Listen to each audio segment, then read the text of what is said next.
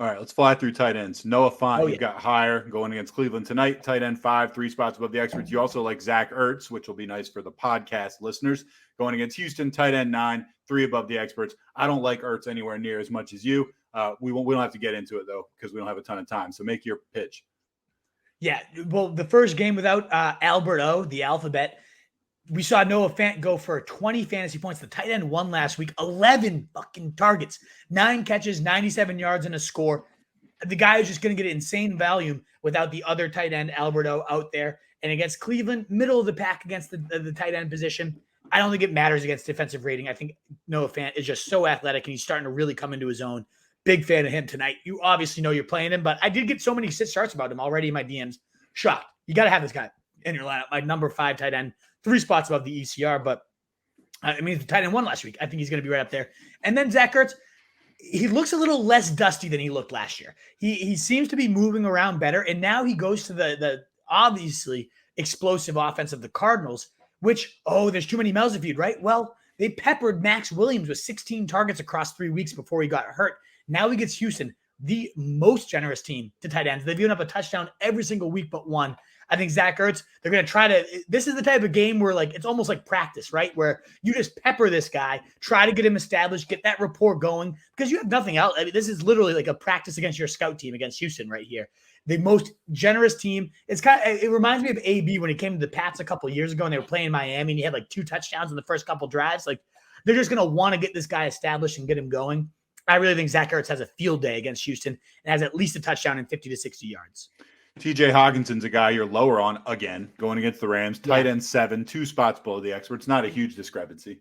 No, and it's not like I'm like sitting here, I hate you bench TJ. You probably play him if you have him. And last week I was lower. He had 11 points. He was the tight end 7. That's actually exactly where I had him ranked, so I ended up being spot on. The Rams, just a good defense. I think they're really going to have the ears pinned back to go after Goff this week. And I'm worried about Hockenson. Again, yes, last week he was the tight end 7. Before that, tight end 35, 20, and 35. He seemed healthy. He was moving around better. I like that. I just think it's a tough matchup on a team that I don't really want to ever go against, the Rams. Hail Mary, CJ Uzomah, 15% owned going at Baltimore. We both talked about O.J. Howard in Gronk's absence playing against Chicago. Only 3% owned. That one really speaks to me. Absolutely. Uzomah himself caught a touchdown last week. 3 weeks ago, had 2 touchdowns and 24 fantasy points, was the tight end 1 in fantasy. So it's not like this guy is without upside. He was literally a league winner. Nobody had him in their lineups that week, let's be real. But still, Baltimore's giving up the 3rd most points to tight ends. They're good against outside receivers. I could see Uzomah slipping his way into the end zone. I really like him, but I also love O.J. Howard, who did practice today, as we talked about. He's coming off a 6-catch, 49-yard day and a touchdown. Was the tight end 4 last week with 14 fantasy points. And now he gets Chicago. They're kind of middle of the pack against tight ends with no Gronk. This is always assuming Gronk sits. If Gronk somehow plays, then of course you can't touch O.J. Howard. But as long as Gronk sits, we know how much Tom Brady loves tight ends. Brady had every single opportunity to establish himself as the guy. Never did. They give O.J. Howard that chance last week, and look what he did. A monstrous day. He was running all after the catch. This guy looked like a dynamite player. I think he is so talented. He always has been. He finally looked fully healthy. Only 3% rostered blows my mind. This guy is, if Gronk misses time, I think could be a top 7 tight end every single week moving forward. So I love this guy. Must watch. Zach Ertz fit in Arizona. We just kind of talked about that, but also interested to see if Kyle Pitts can encore.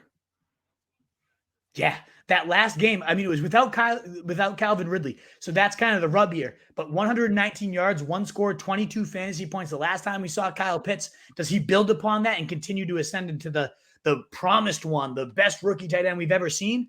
Or does he take a step back? What is up, you fantasy wolf? Thanks so much for tuning in. If you haven't already, share your thoughts in the comments, check out some more videos, and join the newest Wolfpack by subscribing below.